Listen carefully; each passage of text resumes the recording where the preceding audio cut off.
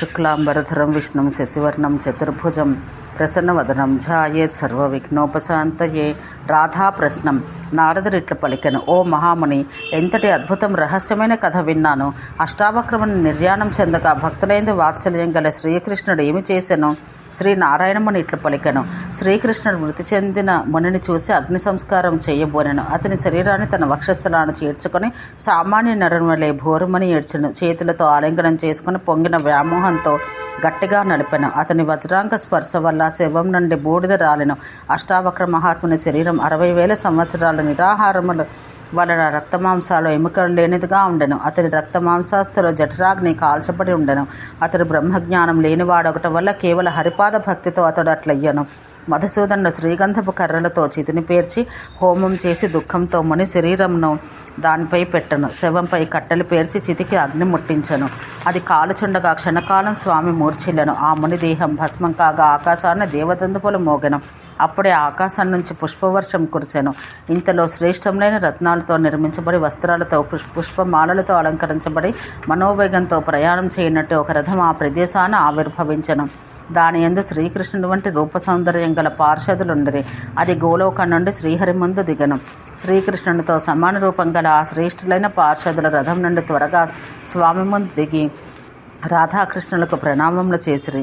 సూక్ష్మదేహాన్ని ధరించిన ఆ మునీశ్వరునితో ఆ దంపతులకు నమస్కరింపచేసి ఆ మునిని రథమందుంచుకుని ఉత్తమమైన గోలోకానికి వెళ్ళిరి. ముని అట్ల గోలోకానికి వెళ్ళగా బృందావనాన వినోదం అనుభవిస్తున్న సాధ్వి రాధాదేవి ఆశ్చర్యం పొంది జగదీశ్వరునిట్లు ప్రశ్నించెను, ఓ నాథ, అవయవాలన్నీ వంకరగా ఉన్న ఆ మునిరాజు ఎవ్వడు? మిక్కిలి పొట్టి రూపం గల తేజోవంతుడు, చూచుటకు అసహ్యంగా ఉన్నాడే. అతని దేహం నుండి భస్మమెట్లు బయటకు వచ్చాను. ఇంత ఆశ్చర్యం! సాక్షాత్తుగా నీ పాదపద్మమందు అగ్నివలే ప్రకాశించే ఆ తేజస్సు లీనమైనదే. రథమందు కూర్చుండి ఆ పుణ్యాత్ముడు వెంటనే గోలోకానికి వెళ్ళినాడు కదా. ఆత్మారాముడవైన నీవు అతని కోసం ఘోరమని ఏడ్చితివి. స్వయంగా కన్నుల నీరు నంపుకుని అతన్ని సత్కరించితివి.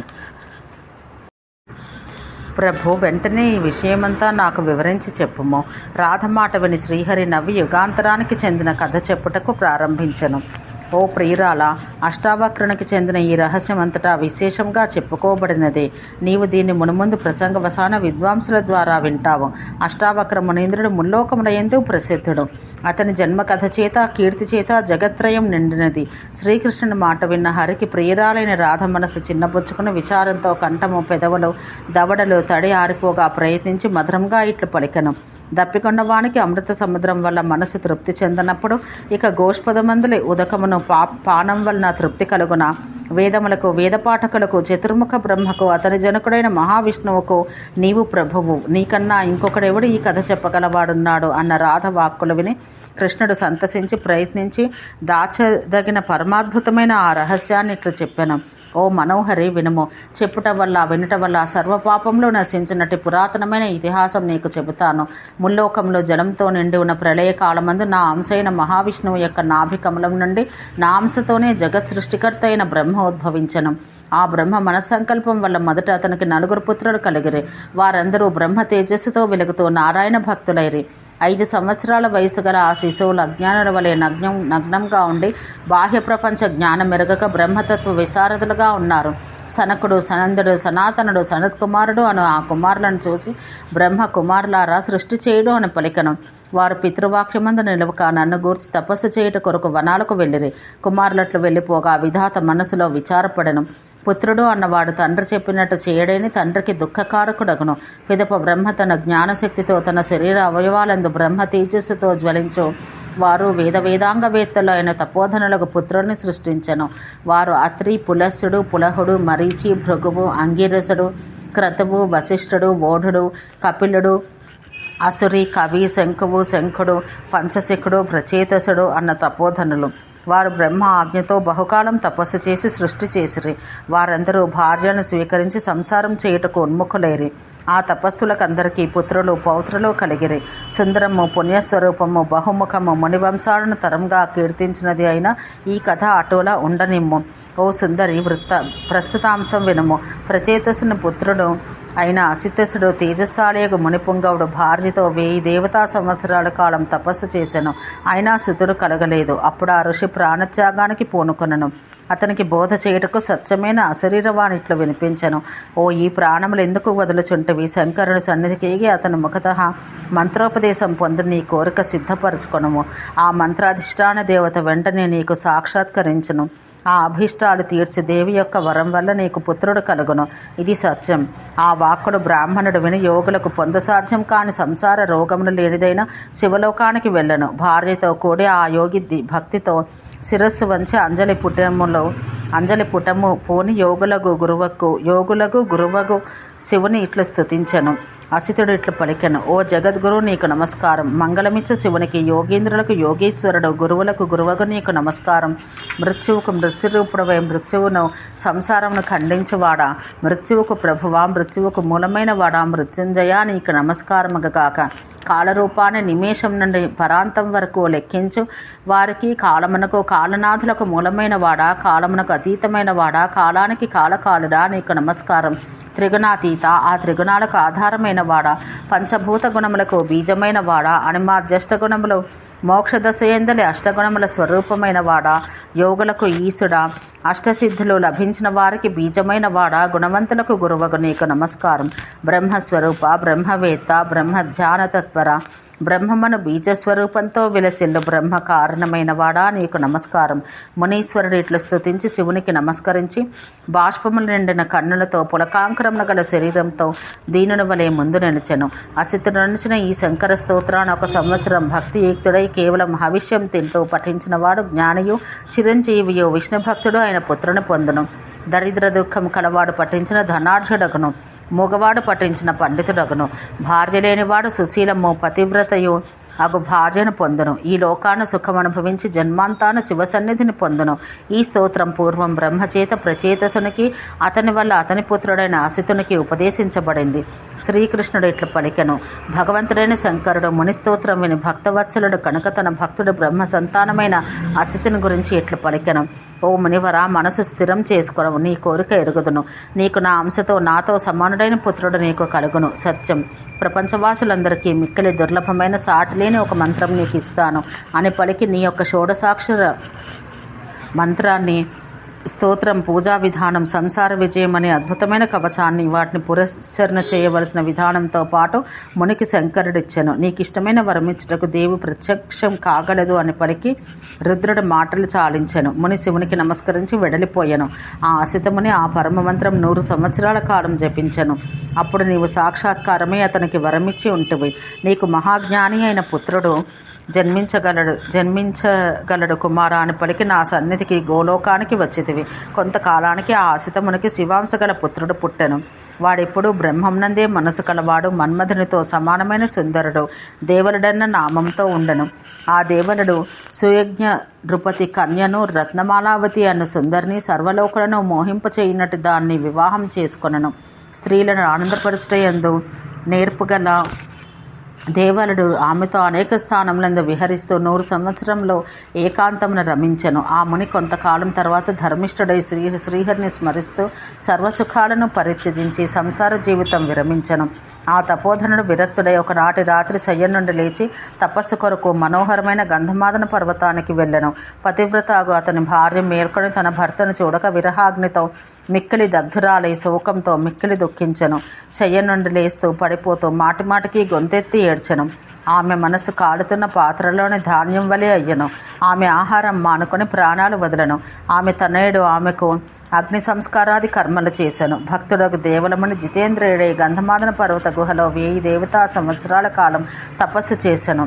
అప్పుడు దైవికంగా మన్మథుని వలె మిక్కిలి సుందరుడుగా ఉన్న అతన్ని కామాసక్తురాలైన రంభ చూశాను. ఆ జనరహిత ప్రదేశంలో అతని వద్దకు వెళ్ళి రంభ ముల్లోకం అందరి జనుల మనసులను మోహింపచేయనిదే ప్రయత్నపూర్వకంగా మంచి వేషం ధరించి అతనితో ఇట్లనెను. ఓ సాధువు, కామనీ జనమునకు మనస్సును హరించదైన నా వాక్యం వినుము. ఈ కఠోర తపస్సు వదిలి సుఖదాయకురాలకు నన్ను భజింపుము. నీవు భూమి మీద వరింపదగిన పురుషుల్లో శ్రేష్ఠుడవు. స్వయంగా వరించి వచ్చిన సుందరిని నేను. మన్మథ తంత్రమందు నేర్పుగల స్త్రీ పురుషుల యొక్క కొత్త కలయిక ప్రపంచమున దుర్లభం సుమా.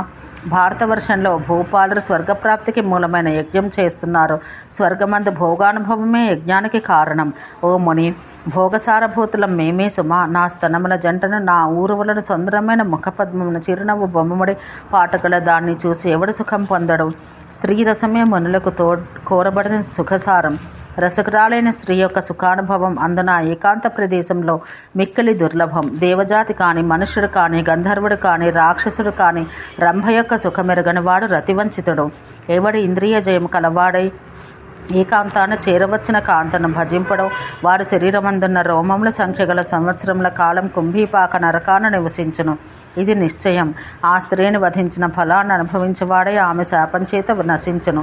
పూర్వం సృష్టికర్త మోహిని శాపం వల్ల ముల్లోకములందు పూజించదగిన వాడయ్యను. ఒక జారిని కోరికతో పురుషుని చేరబోయి అతని చేత త్యజించబడినచో భర్తను, పుత్రులను, బంధువులను హత్య చేసిన వాడిని చూసినప్పటికంటే అధిక కోపంతో ఆ పురుషుని చూచును. జారిని అందరిలో తాను కోరిన జార పురుషుణ్ణి మిక్కిలి ప్రియునిగా తలచును. ఒకవేళ వాని చేత పరిత్యక్తురాలైతే వాని చంపుటకు సమర్థురాలగను. కొత్తగా హత్య చేయుటకు మరిగిన క్రూర జంతువుల కంటే జారుని దుష్టురాలు, మాటి మాటికి దయాహీనురాలు, జన్మ జన్మకు దుష్ఫలితాలు కలిగించినది. ఓ మునిరాజా, ధ్యానాన్ని వదిలివేయము. ఇదిగో నీ తపఫలమైన నన్ను ఏకాంతాన్ని చేరవచ్చిన దాన్ని గ్రహించి చాలా కాలం సుఖం అనుభవించము. అతడు రంభవచనం విని భయంతో మనసు చెదిరి సత్యాన్ని, హితాన్ని, చివరికి సుఖం కలిగించినట్టు నీతిసారాన్ని ఆమెతో పలికెను. రంభ, వేదసారమైన ఉత్తమ వాక్యం చెబుతున్నాను వినుము. తపస్సులైన బ్రాహ్మణులకు కులధర్మమునికి ఉచితమైన సత్యవాక్యం ఇది. యోగ్యమైన ఋతుకాలమందు మాత్రమే తన భార్య ఎందు బ్రాహ్మణుడు సుఖం అనుభవించడం ధర్మం. అతడు ఇహపరలోకములు అందతను మాటిమాటికి పూజితుడగను. బ్రాహ్మణుడు, క్షత్రియుడు, వైశ్యుడు వీరిలో ఎవరు పరస్త్రీ యందు ఆసక్తి కలవాడగనో ఆ అయోగ్యుని యందు లక్ష్మి కోపం పొంది వాని గృహం నుండి వెళ్ళిపోవును. ఈ లోకాన వాడు అతి నింజుడు.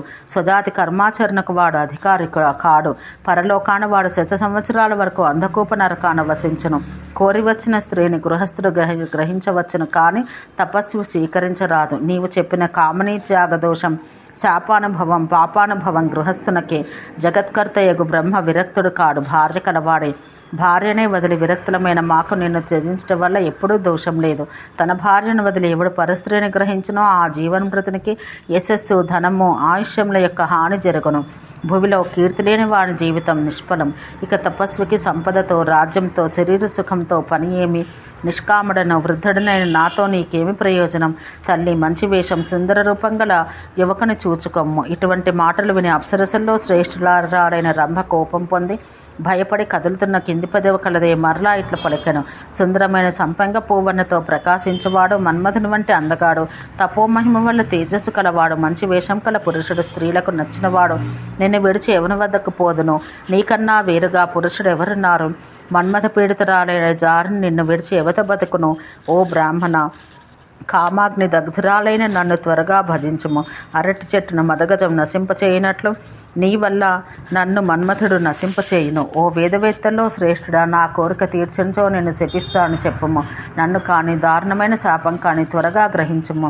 ప్రాణాలు దగ్ధమైనవి, మనసు దగ్ధమైనది, తన ఆత్మ కాని దగ్ధం ఎల్లవేళలా కానిమ్ము.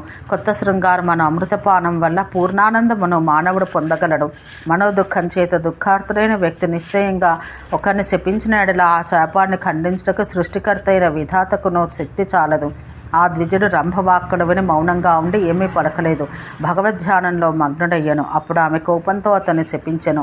ఓ ఈ వంకర బుద్ధి కలవాడా, నీ శరీరం అన్ని అవయవాలందు వంకరతనము కలదియో, కాటుక వంటి రంగు కలదియో, రూపయవ్వనాలు లేనిది, మిక్కిలి వికార రూపంతో ముల్లోకాల్లో అసహించుకున్నది అగుగాక. నీ పూర్వ తపస్సు వెంటనే నశించుగాక అని ఆ జారుని కామంతో పలికి కోరిన లోకానికి వెళ్ళిపోయాను. వెంటనే మునీంద్రుడు ధ్యానంలో శ్రీహరి పాదాలను దర్శించలేకపోయాను. నా పాదారవిందాల ఎడబాటు వల్ల ఉద్వేగం పొంది పూర్వపుణ్యాల చేత వర్ణితమై వికారమైన తన అంగమును చూసుకుని దుఃఖంతో అగ్నికుండం సిద్ధం చేసి అందులో పడి మరణించడానికి పూనుకొనను. అప్పుడు నేను దర్శనమిచ్చి దివ్య జ్ఞానం బోధించి వరమిచ్చాను. ప్రేమతో ఓదార్చాను. అప్పుడతడు శాంతి పొందెను. ఆ మహాముని యొక్క అష్టాంగాలు వక్రంగా ఉండట చూసి ఆసక్తితో వెంటనే అష్టావక్రాన్ని సంబోధించి నామకరణం చేశాను. నా వాక్యం అనుసరించి అతడు త్వరగా మలయద్రోనికి వచ్చి 60,000 సంవత్సరాలు గొప్ప తపస్సు చేశాను. ఓ ప్రియురాల, తపస్సు ముగిసిన తర్వాత నా భక్తుడు నాతో కూడి ఉన్నవాడుగా చేయబడను. ప్రళయ కాలాన మొత్తం సృష్టి నశించినా నా భక్తుడు నశించడు. సుదీర్ఘకాల తపస్సు వల్ల మండుచున్న జఠరాగ్ని వల్ల ఆ ముని యొక్క గర్భం ఆహారం త్యజించటం వల్ల భస్మంతో నిండింది. ప్రియురాల, నేను ఇప్పుడు ఆ ముని కారణంగానే మలయద్రోనికి వచ్చి తిని. అష్టావక్రుని కంటే వేరొకడంతటి భక్తుడు నాకు ఇంతకు ముందు లేడు, ఇక ముందు ఉండబోడు. బ్రహ్మ యొక్క మునిమనుమడగా ఈ ముని ఇంతటి తపోనిష్ఠుడు. పూర్వం జారణీ శాపం వల్ల బ్రహ్మ కూడా పూజానర్హుడై నిష్ఫలుడయ్యను. ఇట్లా మహాత్ముని మొత్తం రహస్యం నీకు చెప్పాను. ఇది సుఖమును పుణ్యములను ఇచ్చును. ఈ చరిత్ర గూఢమైనది. ఇంకేమి వినగోరుచున్నావు? ఓం శాంతి శాంతి శాంతి.